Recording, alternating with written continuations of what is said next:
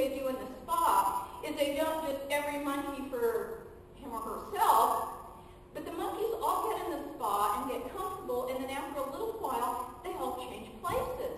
So the monkeys who are in the warm parts of the spa can move to the cool parts, and the ones who are in the cool parts can move to the warm parts and be more comfortable.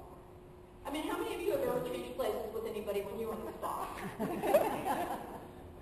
These monkeys know about community, and I can go on. There are lots and lots and lots of animal examples of how animals get this whole thing about community that human beings seem to either have forgotten or to be forgetting, and that is the absolute fact that animals, including human beings, are interdependent.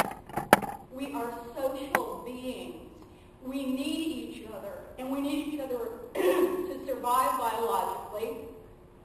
I mean, frankly, folk, if some other human beings hadn't gone out and picked your coffee beans for you and harvested your wheat and ground it into flour and gathered eggs, you wouldn't have had breakfast this morning. We need each other to survive biologically, but we also need each other to survive and to thrive spiritually. We are created to be in relationship. We need community if we're going to live the kind of whole, full, abundant life that our God yearns for us. And it's that message about community that is at the very center of Christianity. You may remember I told you about 3 months ago, I said, if you wanted to sum up the Bible in a sentence or two, it's about love each other. I mean, that's what God's about.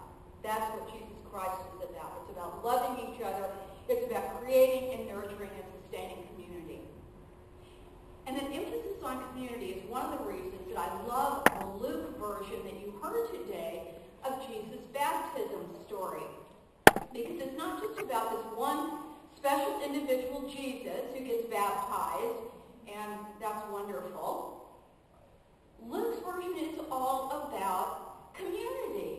It tells us that John is, as the other gospel do, he's out in the wilderness, and it says that John was preaching a baptism of life change. Other people may have been preaching other stuff. John's saying you've got to change your lives. And in Luke's version of the story, you have this whole huge crowd of people who've come down to the Jordan River bank because John's the new kid in town. He's the new preacher. They've just hired locally. Sort of like any time a church calls a new pastor, everybody comes the first Sunday to see if they're ever going to come back again. They hear he's preaching this sort of bizarre message, and so all these people come down to hear John because it's the popular thing to do. And instead of saying, God bless you, my children, I'm so glad you're here to hear the word of truth that I have to share with you, John says, you stinking brood of snakes. You are untrustworthy, you are slithery, you are devious like snakes, you're icky. He says, you don't get what God's talking about, what God's calling you to do. You got it if you're living differently than you do. And he says in this wonderful, the Message version that you heard, he says, you think a little water on your snake skins is going to change any of that? He says, it's not about changing, a little ritual. It's not even about walking in the door of the church on Sunday morning. That isn't what changes things. What changes things is your life and how you live your life. He said it's your life that needs to change, not your skin.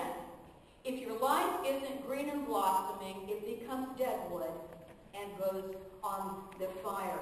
And when a few of the people in the crowd start pushing him and saying, well, yeah, exactly what do you mean by that whole our lives must change thing, he says, you need to share what you have. You need to share your food. You need to share your coat with other people. He says to all the tax collectors and business people gathered there, you people have got to knock off the high interest rates, the way you're cheating other people, the way you're exploiting other people. You need to do business honestly. And apparently there's a crowd of soldiers there too, because he says to the soldiers, remember these are Romans and they were in power in the country. He says you have to stop using your power and might to abuse people and terrorize people and start using it to build them up and strengthen and encourage them and make their lives safer and better instead of worse.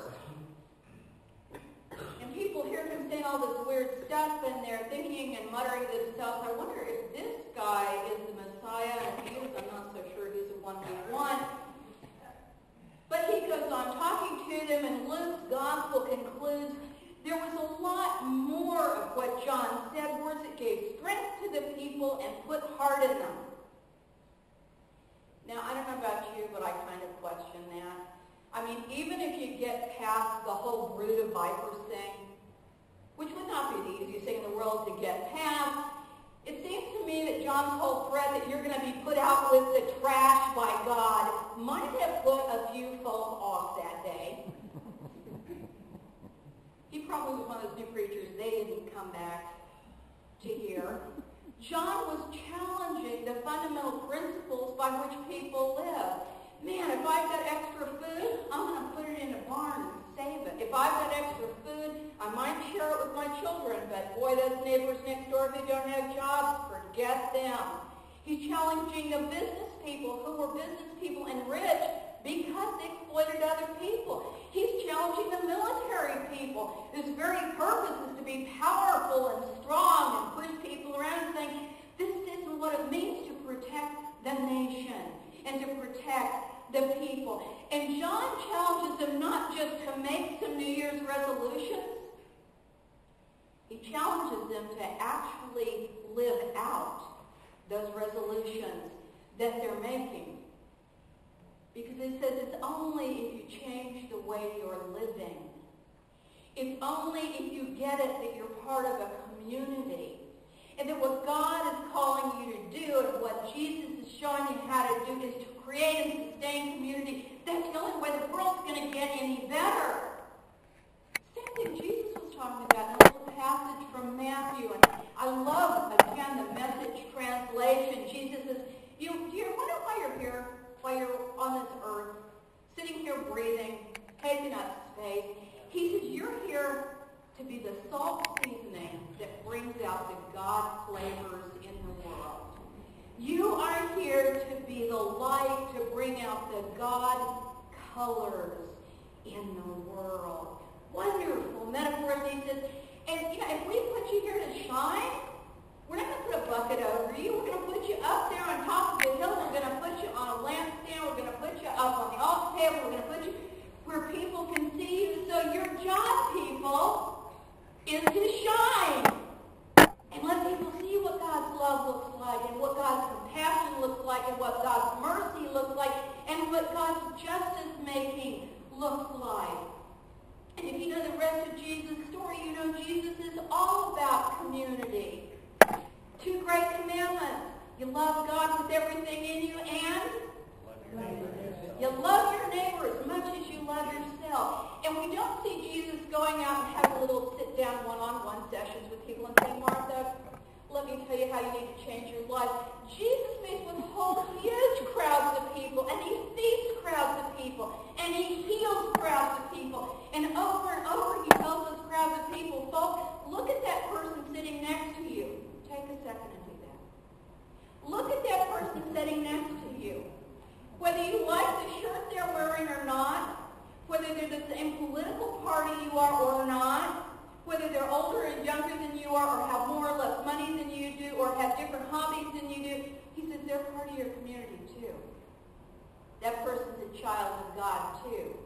And what your life is supposed to be about is creating and nurturing and sustaining communities. And maybe most important of all, Jesus could have picked one successor. He could have said, okay, I'm going to have that person right there. Will be the single person who's empowered to spread my message over all the earth. And Jesus doesn't do that. He sits down with these groups, motley groups, just like us, who are probably not living the best life in the world, and most of us really don't have a clue about what it means to follow Jesus anyway. And he says, you're the ones. You're the ones called to go out and spread the message. And some of you will preach it, and some of you will teach it, and some of you will live it. And the people around you are going to see how you live. And And by the way you live, they're going to see what God's love looks like and what it means to create and nurture and sustain community. And so as we move into this new year, brace yourselves. This is the first of 3 sermons on community. As we move to this new year, I invite you to start thinking about what communities are you part of? Every single one of us in here, no matter what your living circumstances, every one of us in here is part of at least this community, and all of us are part of other communities. Think about those communities that you're part of and ask yourself, you can start with the sort of egocentric perspective, what does this community do for me? How does it serve me? How does it stretch me? How does it grow me? How does it support me? And then I want you to ask yourself the question, and what do I do for it? How do I plug in? How do I serve? How do I participate? How do I nurture that community? And I also want you to think about what other communities God might be calling you to consider being part of in this new year. It's a new year, time for new community. Tonight, how much of you who've never been to spiritual movie night, this might be the night to plug into that community and find a whole new way of learning and fun. It's great fun watching these movies and talking about them with other people. 2 weeks. Some of you have your heart room at the end. You might want to plug into that community. Our church is alive, well, and kicking, and every single week there are opportunities for you to plug into new communities. So pay attention. And it might not be a church. It might be a community where you work. It might be a community where you have a hobby. It might be a community where you volunteer. But what communities are you being called into? And as we reflect on those things, those communities we're part of, and how they serve us, and how we serve them, and what new communities God might be calling us to participate in. My New Year's prayer is that God will be with us, showing us God colors and helping us experience God flavors in our reflecting, in our choice making, and whatever new actions we decide to take so we have life changed